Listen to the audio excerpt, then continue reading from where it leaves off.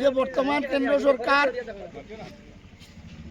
ওয়াকফ আইনের সংশোধনী আইন আনিয়া আমরা মৌলিক অধিকার আমরা শরীয়ত আইনের উপরে আঘাত আনছেন এবং এটার বিরুদ্ধে সমগ্র দেশে যে প্রতিবাদর আমরা তার অংশ হিসাবে আজকে ইন্দ্রগড় হামসায়াবাসী জুমার নামাজের পরে আমরা এই প্রতিবাদে সামিল হয়েছি। আজকে আমরা এই আইনের নিন্দা জানাই।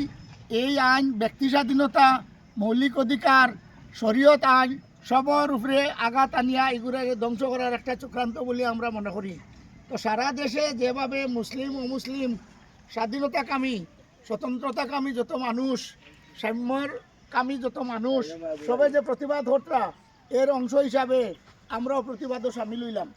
এখন আমরা এই প্রতিবাদী সবার থেকে স্লোগান হইব, আপনারা যে একজনের স্লোগান দিবা, আপনারা সবে সঙ্গে সামিল হইয়া এই স্লোগান জোর সুরভাবে স্লোগানটা দিবা। আইন বিরোধী সংবিধান আইন বিরোধী কালো আইন আমরা মানছি না, মানব না। সংবিধান বিরোধী ওয়াকফ বিলের কালো আইন আমরা মানছি না, মানব না। এই আইন প্রত্যাহার করতে হবে, কালো আইন প্রত্যাহার করতে হবে, সংবিধান বিরোধী কালো আইন প্রত্যাহার করতে হবে। ওয়াকফ আইন বিরোধী আইন মানছি না, মানব না। BJP high high, BJP high high, সংবিধান বিরোধী ওয়াকফ আইন প্রত্যাহার করতে হবে,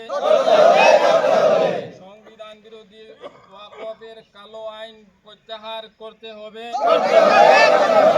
BJP high high, BJP high high, BJP high high.